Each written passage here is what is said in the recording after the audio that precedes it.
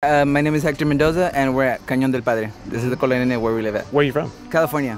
Yeah, in Santa Ana, Orange County. I grew up there 30 years, and I was just recently deported. So now I live here. So it's quite the change from there to here. So how old were you when you immigrated to the U.S.? I was 6 months old. I didn't find out I was undocumented until I was 17. You didn't even realize that you had came over illegally your entire life? No, I never knew.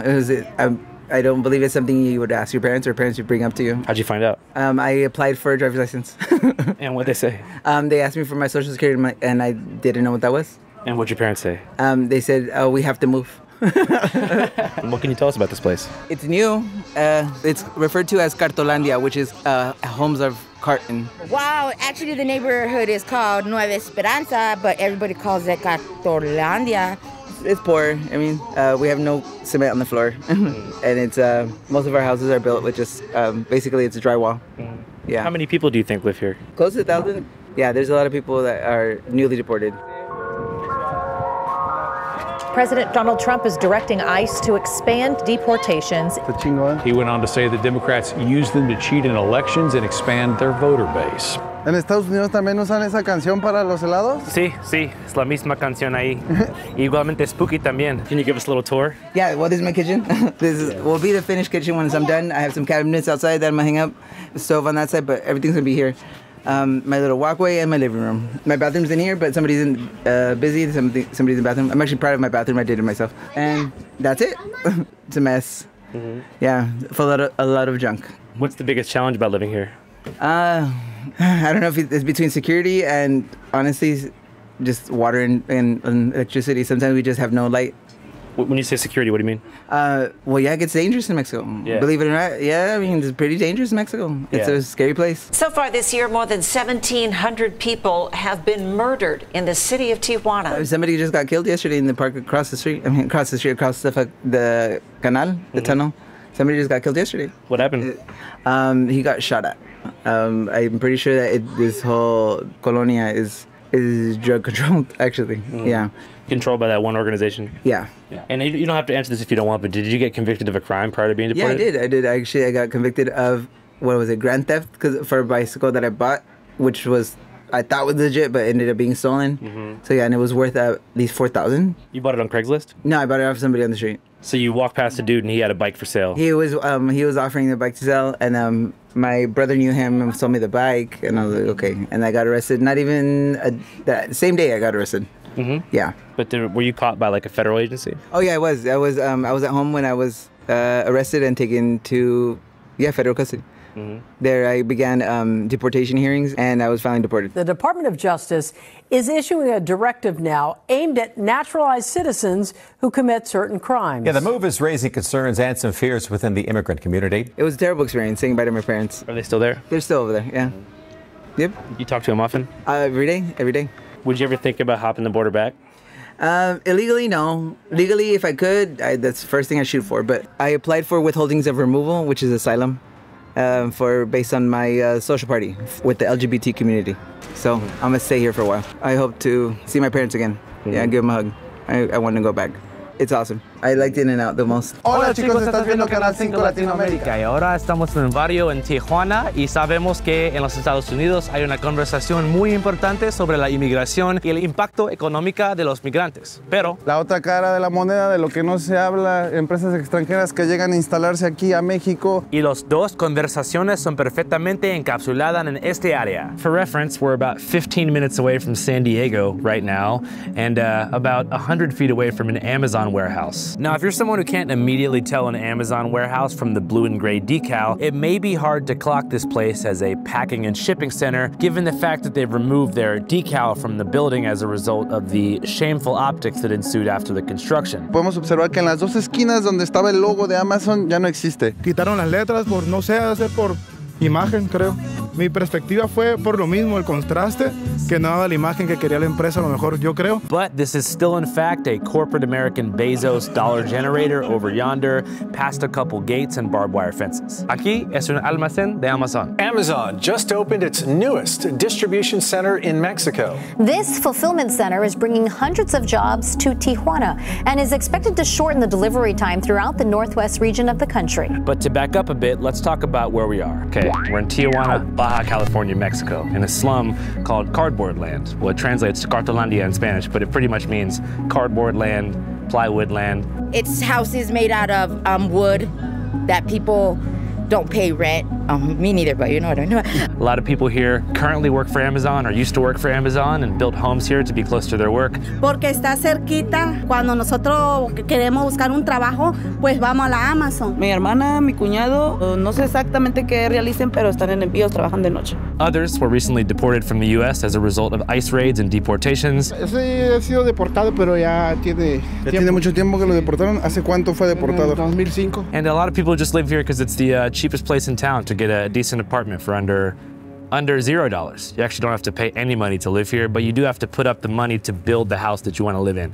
So if you can invest in hammers, nails, tires, mattresses, and raw materials, and build the house yourself, no rent. But if you want to figure out how to put AC, gas, and water into your house, it's a bit of a different story. And by the way, if you want to watch this video totally in Spanish, you can go to Canal 5. It's our alternative Spanish language channel, where we have not only most of our main videos overdubbed in Spanish, Coster es así en la 55, but also different original content filmed in Latin America with myself, Andrea Chaparro, Josue, and some other friends too. We've been covering the ongoing ban on corridos, which is like a narco-pop fusion music that's been happening here under the new administration. La prohibición de los narcocorridos. Yo opino que tenemos que fomentar la libertad de expresión. Yo soy un productor de electrocorridos y de corridos. Ah, pues están chidos, puro belicona, huevo. Los corridos son ya parte de México. Pues vine aquí a escuchar lo que traigo en la sangre, los corridos, el norteño. We also went to Tepito Market in Mexico City, and we're covering a few other things too. So if you want to check that out, head to Canal 5. I'm going to put the link in the pinned comment and description box of this video. All right, back to the topic at hand, Cartolandia. While the area is currently in the spotlight due to its population of deportees and Amazon employees,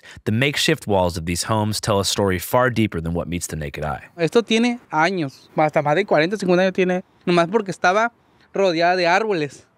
This man, named Luis, now in his late 30s, is from the first native-born generation of Cartolandians, descending from parents who left rural parts of Mexico to find work in the city during the 1950s. Descendiente del estado de Chiapas. Ah, ok. Sí, toda la mayoría aquí somos de familia, pues de papá y mamá, de otros lugares. And to understand why Cartolandia was built in the first place, you have to first understand post-war America. 6 years after the end of World War II, America is wealthier than ever.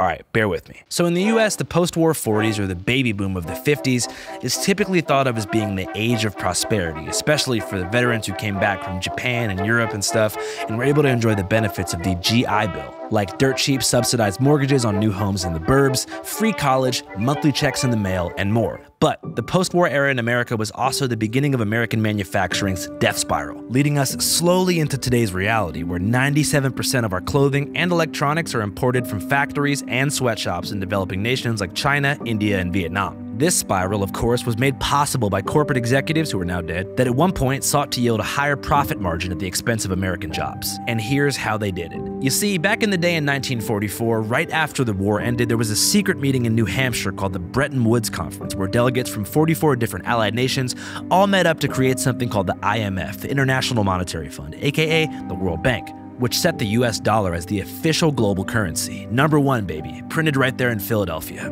This in turn gave us the magical ability to at will decide how much other countries' money was worth. And if you've ever been to a foreign country and asked yourself how the heck it costs you 100,000 of their dollars to get a cup of coffee in the morning, here's why. The US artificially devalued the currencies of dozens of countries through modified exchange rates after becoming the world standard in 1944, whereafter American business titans frantically built factories in the countries with the lowest dollar, in order to pay people in these countries as little as possible for labor and raw materials. This process is called economic globalization and is the reason for much of the world's poverty, as it forces formerly self-sufficient and non-capital-obsessed countries to industrialize, yet never have the opportunity to evolve into anything more than glorified factory states or amusement park countries for more powerful nations like us. And this was especially true of Mexico in the 1950s. Unlike today, where border cities like Tijuana and Ciudad Juarez are among the country's most populous, border towns were borderline non-existent back in the day. For perspective, in 1930, Mexico City was home to 1.1 million people, and Tijuana had less than 9,000 people living in it. But shortly after tanking the peso back in '44, American companies began building hundreds of steel factories and assembly plants as close to home as possible, which meant across the border from San Diego and Tijuana. Tijuana es una ciudad que atrae mucha inversión extranjera porque somos frontera con San Diego, con California, que es la quinta economía mundial. Y aquí alrededor también, cerca, está una garita, un cruce fronterizo, el cruce de Otay, y por lo tanto muchas empresas quieren estar cerca de la garita de Otay para que una vez que terminen sus productos poderlos cruzar de manera rápida, de manera inmediata. This, in turn, caused a mass rural exodus of Mexicans from the countryside who arrived by the tens of thousands into the city in search of work. Some of these people had literally pennies, or rather, devalued pesos to their name, and slept in cars or outside these factories on the streets. But others, particularly those who were nice with the hammer, built Cartolandia in 1955. The first iteration of this settlement was about 2 miles upriver from where it is today, in the Zona Rio district near the San Ysidro border crossing. Initially only home to a couple hundred workers, the area continued to explode in population as American factories continued to be built, and by 1968, 25,000 people. That's right, an entire Taylor Swift arena full of people, called Cartolandia home. But it was seen as something of an eyesore by the more affluent residents of the city who called for its destruction.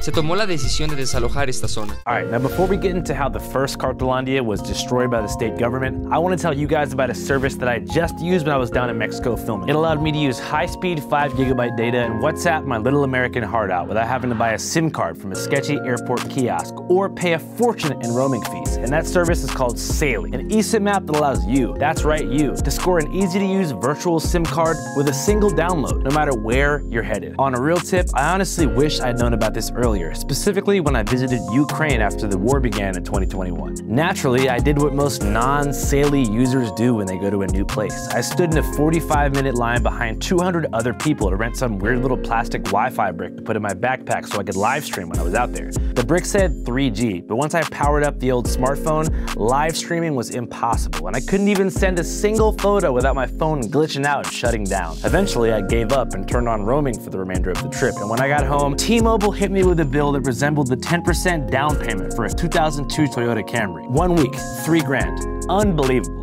But if I'd have had Saley, never would have happened. Really, it's so simple to use. Just download the app, pick a country, any country, virtually install your eSIM, and boom, you're connected. No shoddy hardware, no lines, and no kiosks run by mysterious foreign actors who only accept cash. Just fast, affordable data that actually works for regional and even global plans. Thankfully, it works on both iPhone and Android, and after you install the eSIM, they even let you know before you run out of data, like some sort of digital guardian angel. And if you have some weird North Korean phone that doesn't accept eSIMs, don't worry, they'll give you a full refund. But 99% of y'all have phones that'll do just fine with Saley. And guess what? I got you a discount. Just use the code CHANNEL5, that's all caps, CHANNEL5 at checkout, you'll get an instant 15% off, and thank me later when you save big on those international data charges. What are you waiting for? It's time to get Saley. Just use the QR code right here on the screen, or type in CHANNEL5 when you check out. Stay connected and stay safe. All right, now back to Cartolandia and the story of the first eviction. One morning in 1972, Baja California cops came in guns blazing and forced the entire community of Cartolandia to disperse that same day, bulldozing the entire area overnight. While the Baja state government saw this forced eviction as an end-all be-all, they were dead wrong.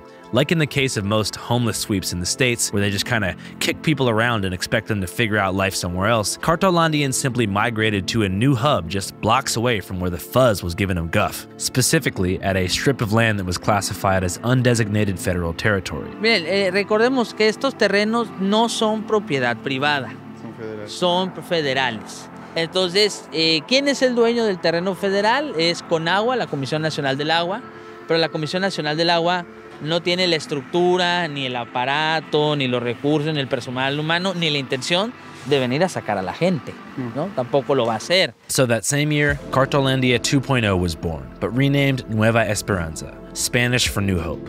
While visually the second settlement looked almost identical to the first, the demographic was quite different. Think less migrant factory workers from other parts of Mexico and more fresh deportees recently expelled from the US with nowhere to go. And also, no money. As I mentioned, Cartolandia is free if you can build your own house. and many deported people did, the first of whom were deported in and around 1986 after Reagan passed the Immigration Reform and Control Act, bringing forth a new era of border militarization and expanding the use of expedited removal. This led to multiple decades of unprecedented mass deportations under the Clinton, Bush, and especially Obama administration. Many older Cartolandia residents today are products of those eras. Cuando crucé tenía como edad de 17 años, 16 años. Me deportaron en el 2005, ya llevo ya casi 20 años aquí. 2005. Ajá. ¿Y cuánto tiempo ya llevaba viviendo allá? ¿De qué lado? Casi 14 años. En Los Ángeles, California. Sí. ¿Qué parte? En el este de Los Ángeles. Okay. Tengo mis hijos allá, mi familia, y me cuentan que ya está un poco más difícil. Masked federal agents are often seen raiding homes, businesses, even daycares. The fear sparked by mass deportations, targeted workplace ICE raids, and random stops is driving people into hiding and keeping them away from everyday life. ¿Qué piensas sobre tu vida aquí? Tranquilo, pues tengo trabajo, y pues ya tengo otra familia acá, pues ya voy al día nada más, o sea, pues ya no anhelo cruzar otra vez, no. Despite its rugged look, there's actually a decent amount of infrastructure in the area, which is something that residents repeatedly emphasized to me during interviews. Ya todo está bien, ya tenemos los servicios, ya se paga agua, luz, predial. And to be honest, their setup isn't half bad. There's a small electrical grid setup with wires connected to light poles. There's a water filtration system that draws and purifies water from the nearby irrigation canal. And there's also a church, 2 stores, and a free elementary school for special needs children. Still, it goes without saying that conditions there are quite rough, particularly in regards to the lack of plumbing, AC, and some say the abysmal police response time. So what would happen in theory if somebody tried to break into your house and steal one of your pots and pans? They would definitely just get away with it. I wouldn't put up much of a fight. Go ahead, take the pots and pans. But if you tried to call the police? They would probably come out tomorrow. They'll probably come out tomorrow and tell me the same thing, like, well, we'll look for your guy with the pots. However, many residents thought this would all change back in 2021 when Amazon opened up its brand new fulfillment center right next door, promising to bring positive change to the neighborhood. It was said by the community that Amazon said they were going to help build better houses with material, cement, and that never happened. But what did happen is that a ton of people got hired. La mayoría estamos aquí en la empresa. Entonces, ¿sí usted sí está a favor de que Amazon haya llegado aquí? Sí, la verdad sí, a nosotros sí nos convino muchísimo. Sí, la gente que está trabajando en Amazon, pues gracias a Dios que existe esta fábrica, porque con ese dinero que paga la Amazon, pues salen adelante la gente aquí trabajando. Yo trabajé con Amazon y sí, cuando antes trabajaba había mucho calor, nos regalaba agua fresca, pues. Es una nueva oportunidad de vida, un nuevo comienzo. Mejia earns 2,000 pesos a week as a janitor, working for a factory in the same business park as the Amazon Fulfillment Center. In addition to health insurance, Amazon employees in Cartolandia were also getting paid 52 pesos an hour, which while only $1.85 in the US, is still significantly above Mexican minimum wage. A la vez estoy en favor, porque nos da trabajo y todo eso. Ahí la estamos viendo, como mexicana ahí estamos buscándole trabajo de lo que encontremos, de lo que haya. Esperemos que hubiera un metro también aquí, o sea, algo aquí. Para moverse más rápido, ¿no? Sí, porque ahorita con los transportes, ahorita que aumentaron. However, despite the positive sentiment about Amazon amongst residents, the controversy caused by really a single photograph changed the game forever.